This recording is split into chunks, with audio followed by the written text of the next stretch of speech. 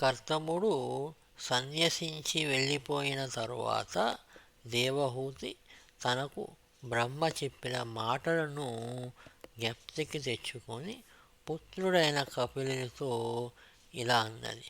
నాయనా, నీవు నా కుమారుడవే అయినప్పటికీ మానవుల అజ్ఞాన అంధకారాన్ని బాపడానికి ఉదయించిన జ్ఞానభాస్కరుడైన నారాయణుడవని నాకు తెలుసు.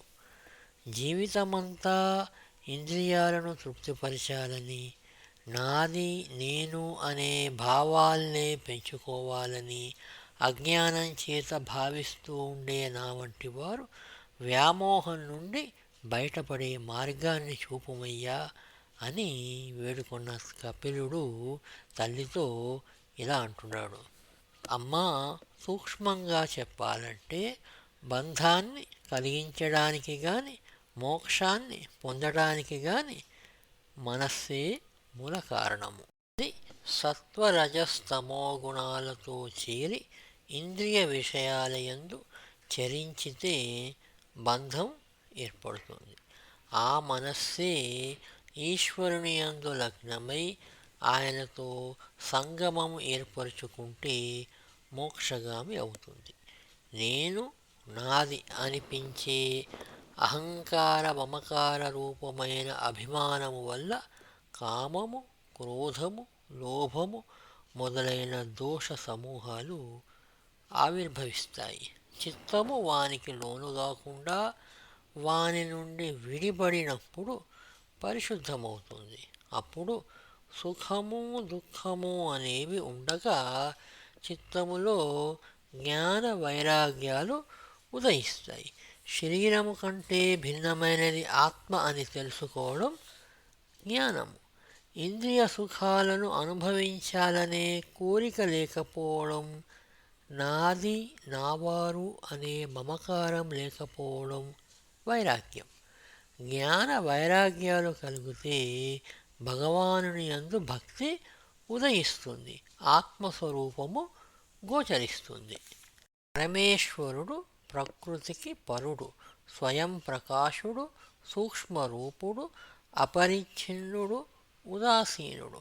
అట్టి పరమాత్మను భక్తి జ్ఞాన వైరాగ్యములతో కూడిన చిత్తముతో దర్శించిన యోగులు ఆ సర్వాంతర్యామికి సర్వము సమర్పింపజేసే భక్తి మార్గమే మోక్ష ప్రాప్తికి ఉత్తమమైన మార్గము అంటారు.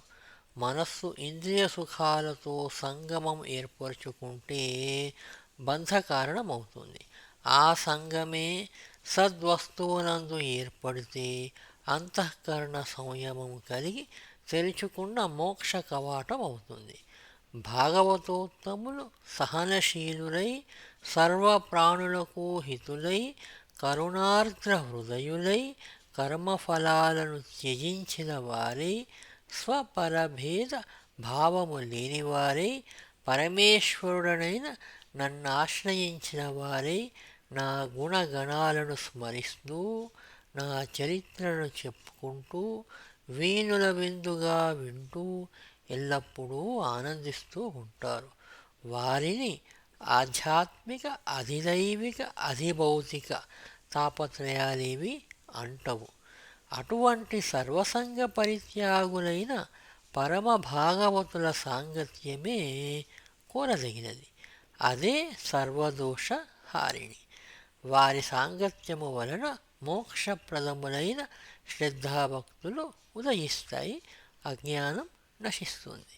సహజము నిర్హేతుకము అయిన భగవద్భక్తి ముక్తి కంటే గొప్పది. అది జీవుల కర్మలను, లింగ శరీరాన్ని నశింపజేస్తుంది. కొందరు నా పాదసేవ చేయుటయందు, నా గుణగణాలను సంకీర్తన చేయుటయందు, నా దివ్యగాథలను చెప్పుట వినుటయందు ఆనందిస్తూ భక్తి పరవశులై ముక్తిని కూడా వాంఛించరు. కొందరు నా దివ్య మోహనాకారాన్నే మనస్సులో నిలుపుకొని లౌకికమైన సుఖ సంపదలు గాని, స్వర్గలోక బ్రహ్మలోక ప్రాప్తిని గాని, అణిమాది అష్టసిద్ధులు గాని, ఇంకేమైనా గాని కోరకుండా నిత్యానందంలో మునిగిపోయి ఉంటారు. అట్టివారు మహోన్నతము సంపూర్ణ వైభవోపేతము అయిన వైకుంఠధామాన్ని చేరుకుంటారు. నా యొక్క కాలచక్రానికి కూడా లోబడరు. ఏలనన నేనే వారికి సర్వస్వము, తండ్రి, తల్లి, గురువు, ఇష్టదైవము. నేను వారిని ఈ జనన మరణ సంసార చక్రం నుండి పైకి తీసుకొని పోతాను గనుక ప్రకృతికి పురుషునకు కూడా నేనే అధీశ్వరుడను. కనుక నన్ను శరణుజొచ్చిన వారు తప్పక మిగిలిన వారు సంసార చక్రంలో చిక్కుకుంటారు. నా ఆజ్ఞ చేతనే గాలి వీస్తుంది, అగ్ని మండుతుంది, సూర్యుడు ప్రకాశిస్తున్నాడు, ఇంద్రుడు వర్షిస్తున్నాడు, మృత్యువు సంహరిస్తున్నది.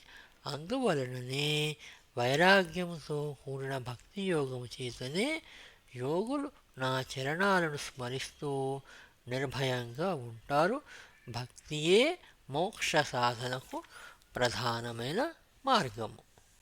మా విపంచీ ఛానల్ పోస్టులను షేర్ చేసి సబ్స్క్రైబ్ చేసి మమ్మల్ని ప్రోత్సహించగలరని మనవి.